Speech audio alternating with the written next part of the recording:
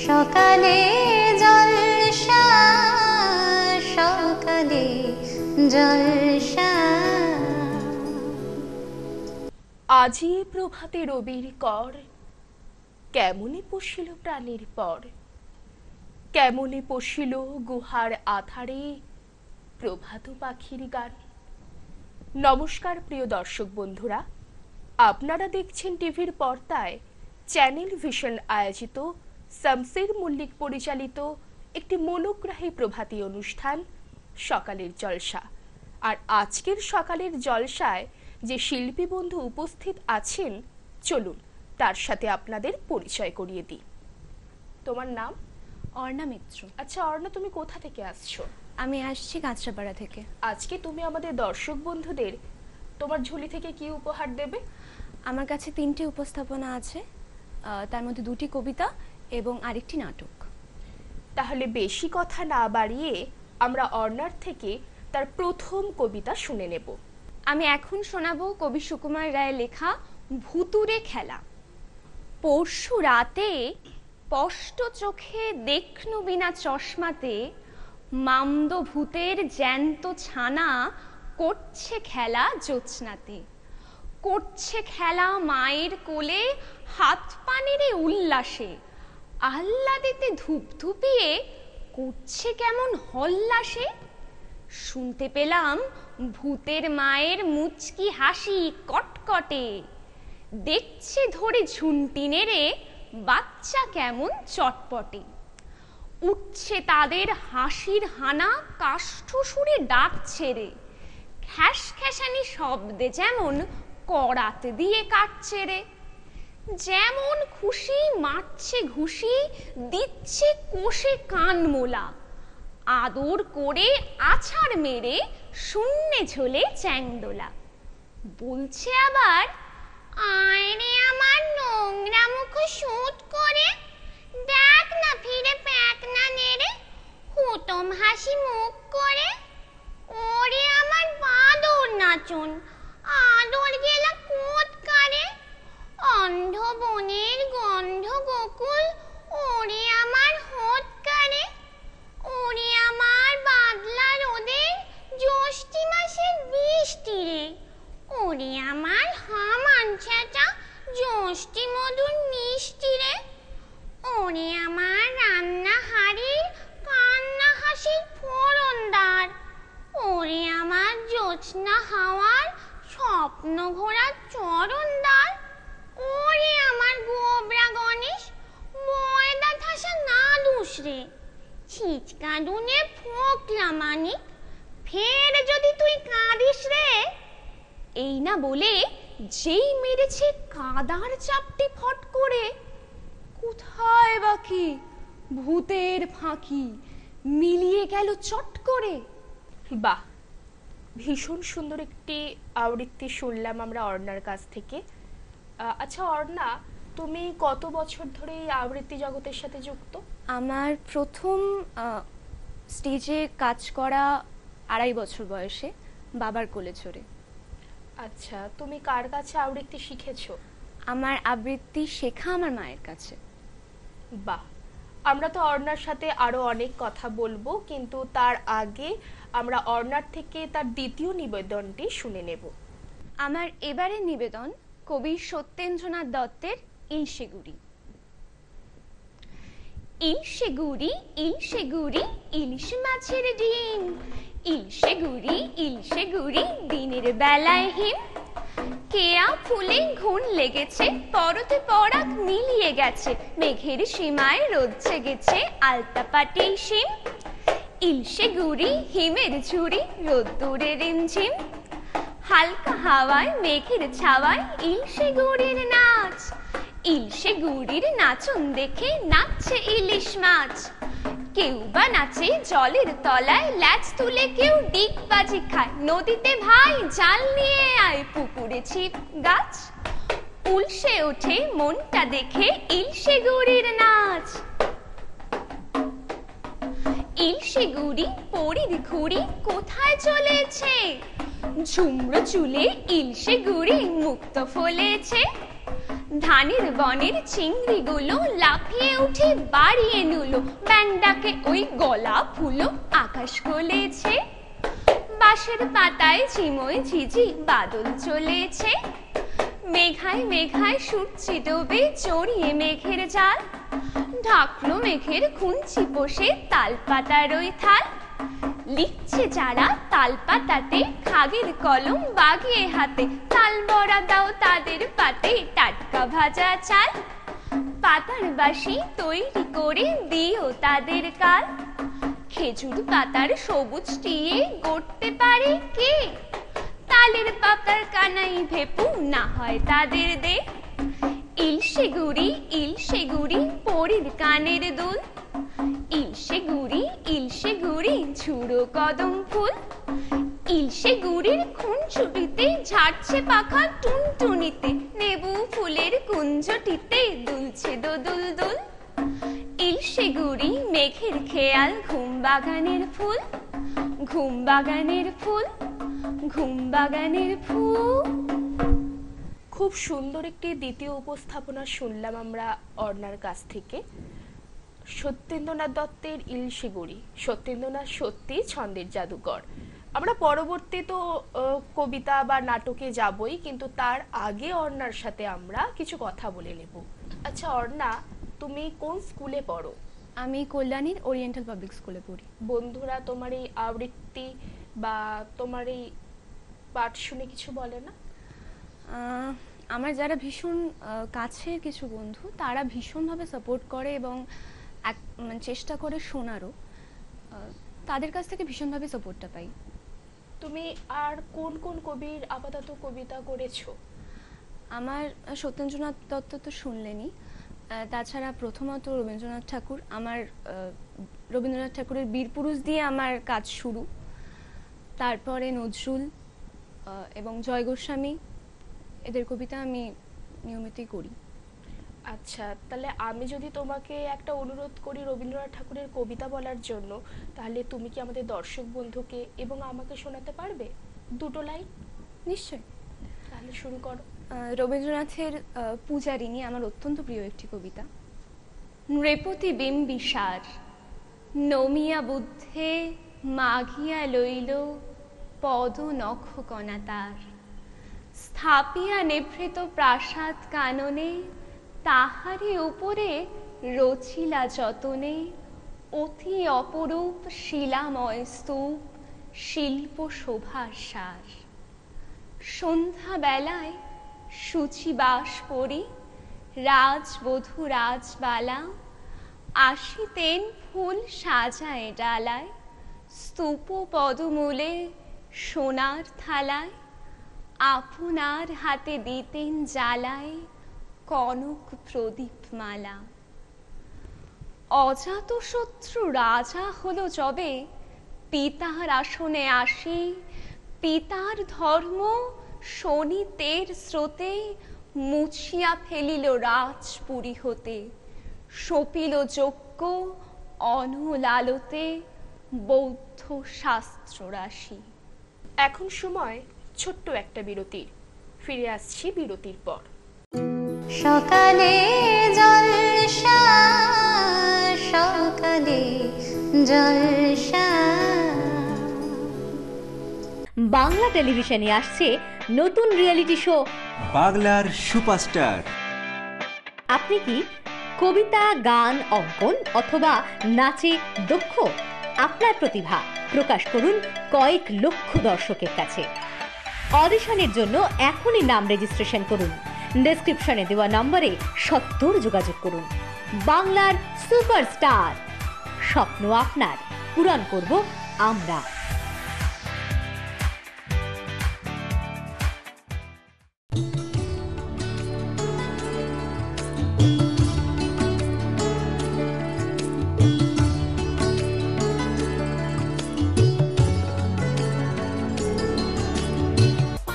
Entertainment প্রযোজিত, শামশের মল্লিক পরিচালিত এক নতুন মনোগ্রাহী অনুষ্ঠান আড্ডা জংশন। নাচ, গান, আবৃত্তি অথবা অঙ্কন, আপনার প্রতিভাকে তুলে ধরতে আড্ডা জংশন। অনুষ্ঠানে অংশগ্রহণ করতে যোগাযোগ করুন 9830567111 এই নাম্বারে।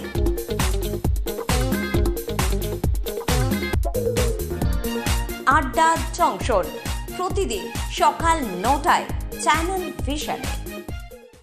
আজিয়ে প্রভাতে রবির কর, কেমনে পশিল প্রাণের পর, কেমনে পশিল গুহার আধারে প্রভাত পাখির গান। যদি তোর ডাক শুনে কেউ না আসে তবে একলা চলো রে, যদি তোর ডাক শুনে কেউ না আসে তবে একলা চলো রে। সকালে জলসা, সকালে জলসা। ফিরে এলাম একটা ছোট্ট বিরতির পর। আমরা অর্ণার সাথে কথা বলবো, কিন্তু তার আগে আমরা অর্ণার কাছ থেকে তার তৃতীয় উপস্থাপনাটি শুনে নেব। আমার তৃতীয় উপস্থাপনা লীলা মজুমদারের গনসা চিঠি। ভাই সন্দেশ, অনেক দিন পর তোকে চিঠি লিখছি। খবর টবর ভালো তো সব? এর মধ্যে কত কি যে সব ঘটে গেল তা জানলে তোর গায়ের লোম খাড়া হয়ে গেঞ্জিখানা উঁচু হয়ে যেত, চোখ ঠিকরে বেরিয়ে আসতো, হাঁটুতে হাঁটুতে ঠকা ঠক লেগে কড়া পড়ে যেত। জানিসই তো আমি আজকাল মামা বাড়িতেই থাকি। আমার কি মনে হয় জানিস, এই মামা বাড়ির লোকগুলো মোটেই সুবিধের নয়। নইলে দিন রাত কেউ আউড়ে চলে, স্কুলে যাও, পড়া করো, ফোন টাচ করো, স্কুলে যাও। ভাবছিস গনসাটা স্কুলে না যাবার একখানা ফোন দিয়ে আসছে? না ভাই, স্কুলের মাস্টারটা না আবার ম্যাজিক জানে। আমি ম্যাজিক করতে দেখিনি, তবে আমার মামাতো দিদি মন্দা সে দেখেছে। ওদের স্কুলে বছরের প্রথম প্রথম মেলায় ছেলেপুলে থাকে, কিন্তু বছরের শেষে গুটি কয়েক টিম টিম করে। এদিকে মাস্টার মশাই ছাগলের ব্যবসা, সে বেড়েই চলেছে বেড়েই চলেছে। একটা থেকে দুটো ছাগল, দুটো থেকে চারটে ছাগল, চারটে থেকে আটটা ছাগল, আটটা থেকে নামটা না ভুলে গেছি। সে যাই হোক, বলতো সন্দেশ ছেলেগুলো যায় কোথায়? মাস্টারের চেহারাটাও ভাই কেমন যেন, ঠ্যাংগুলো বড্ড সরু, প্যান্টগুলো ধোপার বাড়ি যায় না, সাদা কালো চৌকো কাটা একখানা কোট গা থেকে খোলে না, আবার চুলগুলো সামনের দিকটা খুদি খুদি, পিছনের দিকটা লম্বা মতো, মধ্যিখানে দাঁড় করানো, আবার গোঁপগুলো মাঝের গুলো ঝাঁটার মতো, পাশের গুলো ঝুলো ঝুলো। ওর জুতোগুলো কে জানে বাবা কিসের তেলে চুবিয়ে কিসের লোম দিয়ে সেলাই করা।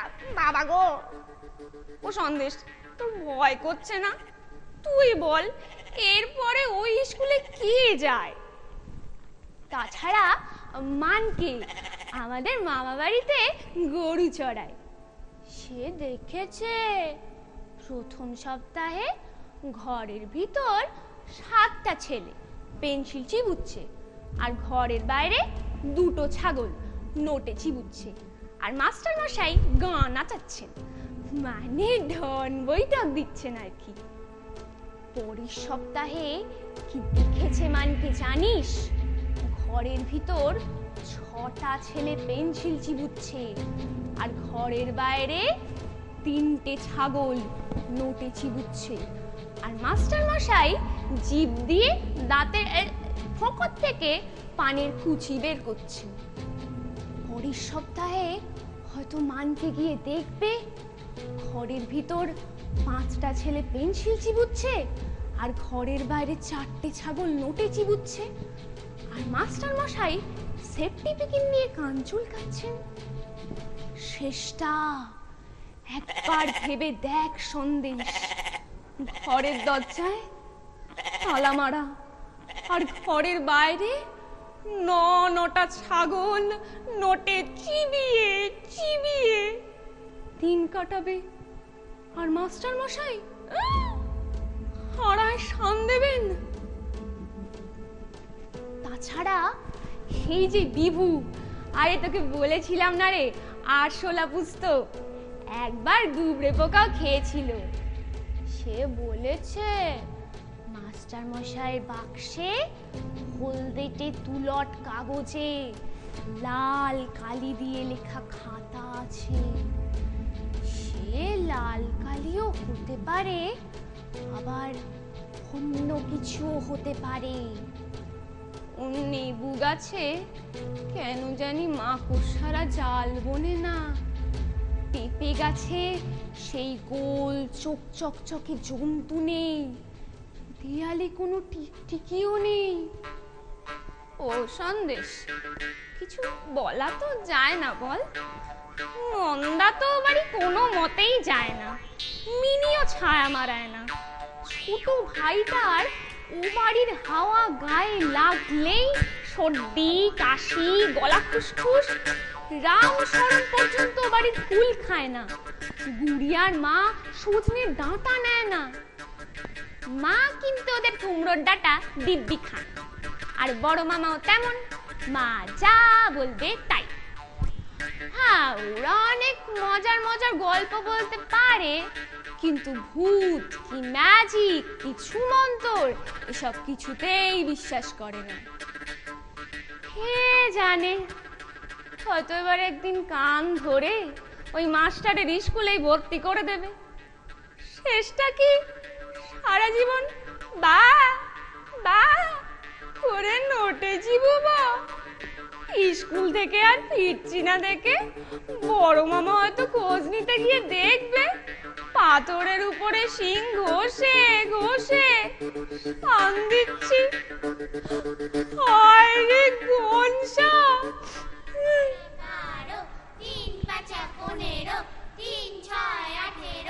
একদিনে তোকে লিখছি ভাই, তোর কথা খুব মনে পড়ছে। বেশ বুঝতে পারছি দিন ঘনিয়ে আসছে। বড় মামা আজকাল মাঝে মাঝে আমার দিকে তাকিয়ে গোফের ফাঁকে বিশ্রী থ্যাচর থ্যাচর হাসেন। বুঝছি গতি সুবিধের নয়। দু একবার তিনতলার ছাদে গিয়ে বা বা করে ডেকে দেখেছি, বিচ্ছিরি শোনালো, মানে ছাগল ছাগল মনেই হলো না। কেউ যখন কোথাও নেই দু একটা দুটো ঘাসও চিবিয়ে দেখেছি। এ কি খাওয়া যায়?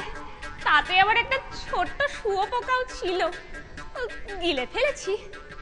খোকনকে বলেছি গলায় দড়ি বেঁধে একটু টেনে নিয়ে বেড়াতে, সে তাতে বললে বড় মামা জানতে পেলে ঠ্যাঙাবে, আমি পারবো না। সবই তো অভ্যেস করে রাখা দরকার, নইলে হঠাৎ করে ওসব হবে কি করে বল দেখি। এই সব নানা কারণে তোকে একদিন চিঠি লিখতে পারিনি, রাগ করিস নে ভাই। এবার আসল কথাখানা শোন। সেদিন সন্ধেবেলা আর তর সইল না, ঠিক যে একটু ঝুপসি মতো হয়েছে, মামা বাড়ির লণ্ঠনগুলো এঘর ওঘর ছুটছে, মা শাঁখে ফু দিয়েছে, অমনি কেটস পায়ে দিয়ে বাঁশবন নাটা ছোপ কাটা পুকুর পেরিয়ে মাস্টার মশাইয়ের বাড়ির সামনে। কুয়াশায় চারিদিক থমথম করছে, ঝিঝি ব্যাং তক্ষক ভোঁদরের ডাকে ছমছম করছে। মাস্টার মশাইয়ের বাড়ির বেড়া টপকে ছাগলের দড়ি ডিঙিয়ে জাবনার গামলায় হোঁচট খেয়ে বাবা গো পড়ি মরি করে জানলার গোড়া খিমচে ধরে পায়ের বুড়ো আঙুলের উপরে দাঁড়িয়ে চিংড়ি মাছের মতো ডান্ডার আগায় চোখ দুটোকে বাগিয়ে ঘরের ভিতরে হুকি মারলুম। হ্যাঁ, সেন্টেন্সটা একটু বড় হয়ে গেল না? ভার্বগুলো ঠিকঠাক বসিয়েছি তো? যাকে আমার তো আর ভার্বের পাস্ট টেন্স ছাড়া আর কিছুই না, কাটছি না। কি দেখলাম জানিস ভাই? মাস্টার মশাই সেই দাবার ছকের মতো কোটখানা খুলে রেখে মোড়ায় বসে হুকো খাচ্ছেন, আর গিন্নি মাটিতে বসে কুলো থেকে খাবলা খাবলা বড়ি বার করছেন। কোনোটা আস্ত উঠছে, গিন্নি হাসছেন, কোনোটা আটখানা উঠছে, গিন্নি দাঁত কিরমির করছেন। আর মাস্টার মশাই গেলাস ভেঙেছেন বলে মস্ত বকুনি খাচ্ছেন, তাই আমসিপানা মুখ করে মোড়ায় বসে হুকো খাচ্ছে, কিন্তু ধোঁয়া বেরোচ্ছে না। দেখে না বড় ভালো লাগলো ভাই। ঠিক এমন সময় একটা চামচিকে আমার নাকের ডগায় ঝাপটা মেরে পালালো। ভয় পেয়ে যে না বাবা গো বলে চেঁচিয়ে উঠেছি, মাস্টার মশাই মোড়া থেকে তড়াক করে লাফিয়ে উঠলেন, চেঁচিয়ে বললেন, কে রে, কোন ছাগল? ভাবলাম এবার তো গেছি, গনসা এবার ছাগল সেজে কচি ঘাস চিবোতে শুরু করলো বলে। অন্ধকারে লোকটা ভ্যাম্পায়ারের মতো দেখতে পায় রে। ঠিক যে ওই ফণি মনসার ঝোপের পিছনে লুকোতে গেছি, ক্যাঁক করে ঘাটটা ধরা পড়লো। কান ধরে ঝুলিয়ে টেনে আনলেন, নখ দিয়ে খিমচে দিয়ে গিরগিটির মতো মুখ করে বললেন, গিন্নি আলোখানা তুলো তো দেখি, কোন ছাগল? আলো ফুটতেই আমি তো অধবদন। মাস্টার মশাই বললেন, এ তো ছাগল নয়, এ দেখছি বাঁদর। আমি ফ্যাস ফ্যাসে গলায় হাসির মতো করে বললুম, আমাকে ছাগল বানাবেন না স্যার? মাস্টার মশাই গিন্নির দিকে তাকিয়ে হাসলেন, বললেন, বাঁদর আবার কবে থেকে ছাগল হয় রে? গিন্নি মুখে কাপড় চাপা দিয়ে হাসতে লাগলেন। ভয় পেয়ে ব্যাগ করে কেঁদে ফেললুম। গিন্নি মাথায় হাত বুলিয়ে শিং আছে কিনা দেখে বললেন, তোমার মতো আমার একটা খোকা ছিল। ভয়ে ভয়ে বললুম, তার কি হলো? গিন্নি বললেন, ও মা, তার এখন দাড়ি গজিয়েছে বলে বড় বড় বাতাসা খেতে দিলেন। বললেন, জল খাবে? আমি বললুম, বাড়ি যাব। মাস্টার মশাই বললেন, ভয় করবে না, বাইরে অন্ধকার। আমি অমনি এক ছুটতে বাড়ি। জিজ্ঞেস করতে সাহস হলো না দাড়ির সঙ্গে পুরো গজিয়েছিল কিনা। স্কুলের কথা এখনো কিছু ঠিক হয়নি। এই ফাঁকে তোকে চিঠিখানা লিখছি। এই চিঠির আর কোনো উত্তর দিস না। যদি একান্ত এই গনসাকে দেখতে চাস, তবে ছাগলের খোঁয়ারে টোয়ারে খোঁজ করিস। ইতি তোর গনসা, না ছাগল গনসা। বা বা হচ্ছে না তো।